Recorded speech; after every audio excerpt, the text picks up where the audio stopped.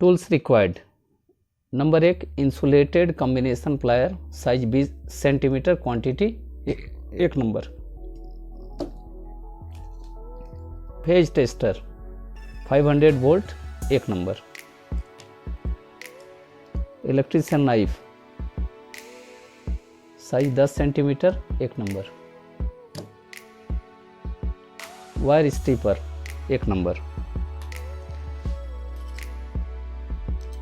2 वे switch, देखिए 2 वे switch 6 ampere 240 volt 4 number, ये 4 piece है। पीवीसी कॉपर वायर, ये 2 कलर का है, रेड वायर 1.00 स्क्वायर mm और black wire 1.00 square mm 2 metre. Batten holder, ये 6 ampere 240 volt. Lamp 100 watt 240 volt 1 number. Phase wire red colour का लेके S1 स्विच के कॉमन पॉइंट में दे दिए और यहाँ से एक वायर लेके यहाँ S3 स्विच के कॉमन पॉइंट में दे दिए और अब इधर S1 स्विच के आउटगोइंग टर्मिनल से एक वायर रेड कलर का लेके S2 स्विच के कॉमन पॉइंट में दे दिए और यहाँ S2 स्विच के आउटगोइंग टर्मिनल से एक रेड कलर लेके यहाँ पर कनेक्शन किए और इधर S2 के एक पॉइंट से S3 के आउटगोइंग पॉइंट में कनेक्शन किए और S2 के एक दूसरा आउटगोइंग टर्मिनल से S3 के आउटगोइंग टर्मिनल में कनेक्शन किए। अब यहाँ S4 के कॉमन पॉइंट से एक फेज कलर का वायर लेके यहाँ होल्डर के एक पॉइंट पर कनेक्शन किए और होल्डर के दूसरे पॉइंट से एक ब्लैक कलर का वायर का कनेक्शन करके इसको न्यूट्रल में कनेक्शन कर दिए। अब इसमें बल्ब लगा दिए और बल्ब लगाने के बाद यहाँ AC 220 वोल्ट सप्लाई देके इसको हम स्टार्ट करते हैं। तो जब ऊपर करते हैं तो यहाँ से आता है करंट और फिर यहाँ से यहाँ आता है, फिर यहाँ से करंट आते हुए ये बल्ब जलने लगता है, यहाँ न्यूट्रल मिल जाता है और बल्ब जलता है। अगर यदि इस स्विच को हम डाउन पोजीशन में कर रहे हैं, नीचे कर रहे हैं, तो ये यहाँ से कनेक्शन आता है और इसको अप पोजीशन करेंगे तो ये यहाँ से सर्किट पूरा होते हुए ये यहाँ जाएगा। फिर इस स्विच को डाउन करेंगे और ये करंट यहाँ से जाते हुए बल्ब जलने लगेगा जिससे कि यहाँ से न्यूट्रल मिल जाएगा और ये बल्ब ग्लो करने लगेगा। यही इसका सर्किट डायग्राम है। ये है कि एक लैंप को अब मेथड के अनुसार हम इसका कनेक्शन करते हैं। तो देखिए नंबर 1 सर्वप्रथम सर्किट डायग्राम के अनुसार रेड कलर का पीवीसी कॉपर वायर का एक टुकड़ा लेकर स्विच S1 के इनकमिंग पॉइंट में कनेक्शन किया।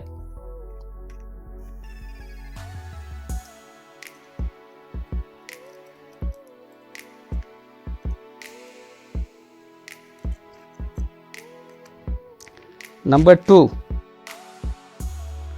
अब स्विच S1 के आउटगोइंग पॉइंट से एक वायर का कनेक्शन करके स्विच S2 के इनकमिंग पॉइंट में किया तथा स्विच S1 के दूसरे आउटगोइंग पॉइंट में एक वायर का कनेक्शन करके उसके दूसरे टर्मिनल को स्विच S3 के इनकमिंग पॉइंट में कनेक्शन किया।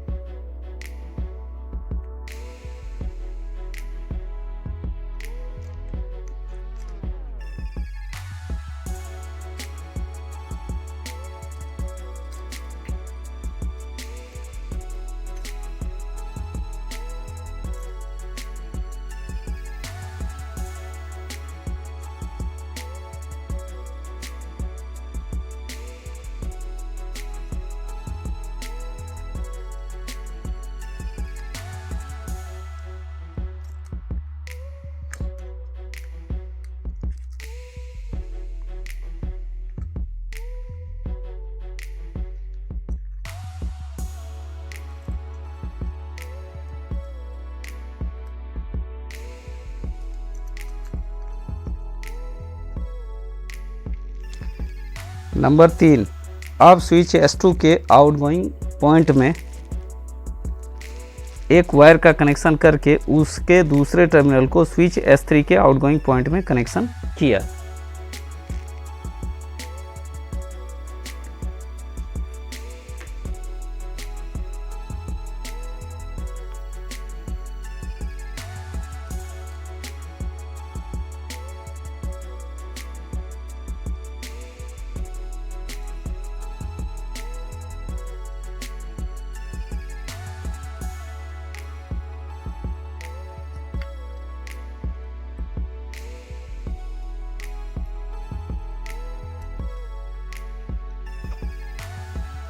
नंबर 4, इसके बाद स्विच S2 के दूसरे आउटगोइंग पॉइंट में एक वायर का कनेक्शन करके उसके दूसरे टर्मिनल को स्विच S3 के दूसरे आउटगोइंग पॉइंट में कनेक्शन किया।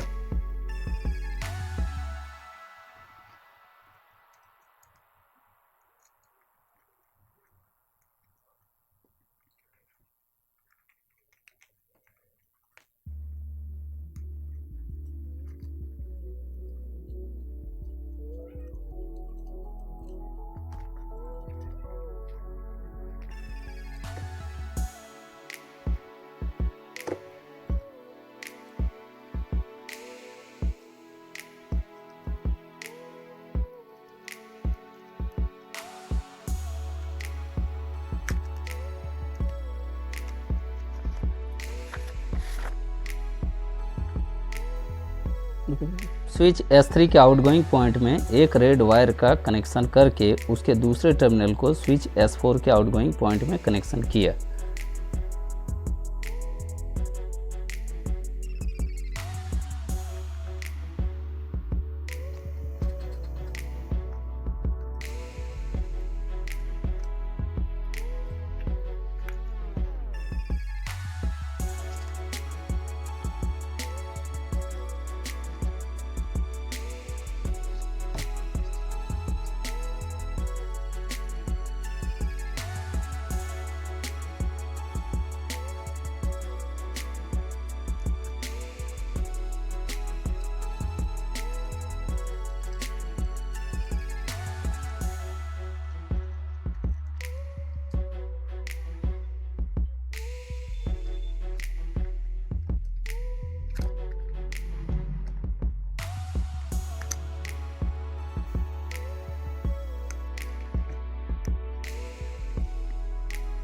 नंबर 6, इसके बाद स्विच S2 के दूसरे आउटगोइंग पॉइंट में एक वायर का कनेक्शन करके उसके दूसरे टर्मिनल को स्विच S4 के एक आउटगोइंग पॉइंट में कनेक्शन किया।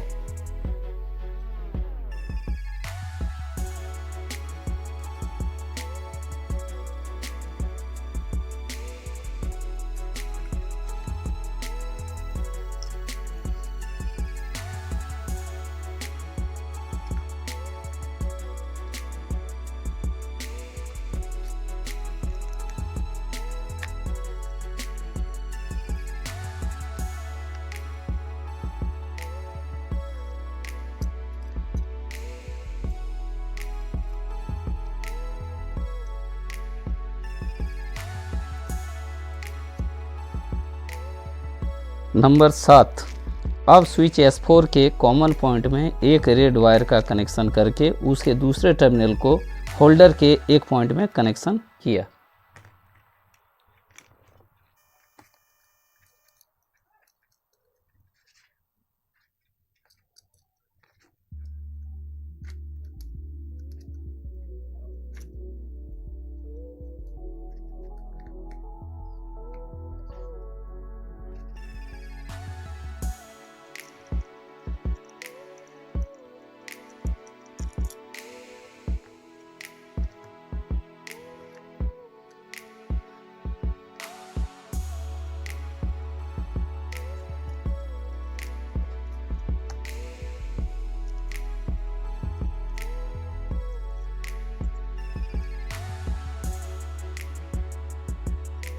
नंबर 8, इसके बाद होल्डर के दूसरे पॉइंट में ब्लैक कलर के कॉपर वायर का कनेक्शन करके उसके दूसरे टर्मिनल में न्यूट्रल के लिए कनेक्शन किया।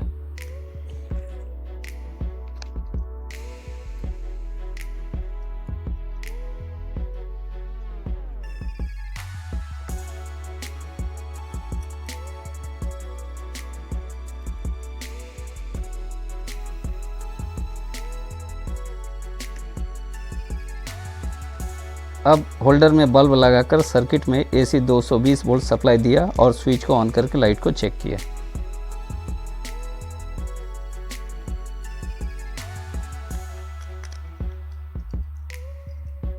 अब देखिए, इसको स्टार्ट करते हैं।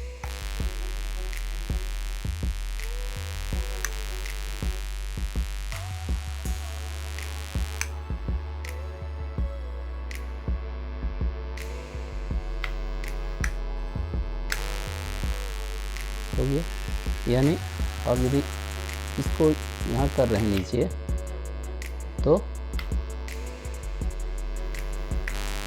इसको ऐसे करना होगा और ये ऑफ होगा।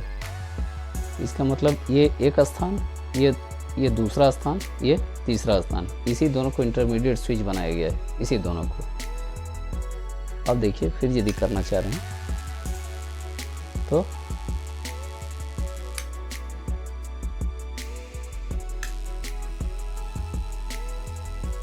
हो गया। यही कंडीशन देखिए। इसको इसको यहाँ से इसको ऑफ किए, ये ऑन किए, यहाँ ऑन हुआ।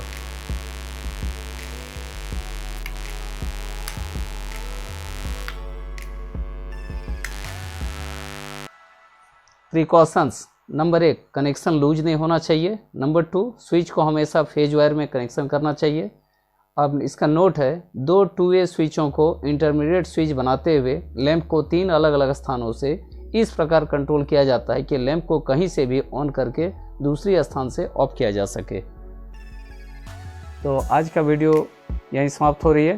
ये वीडियो यदि आप लोग को अच्छी लगी तो आप इसे लाइक करें तथा शेयर करें, और मेरे चैनल का नाम है ITI आइकन, इसे सब्सक्राइब करें जो अभी तक सब्सक्राइब नहीं किए हैं। और आगे की वीडियो देखने के लिए मेरे चैनल ITI आइकन को सब्सक्राइब करें। धन्यवाद।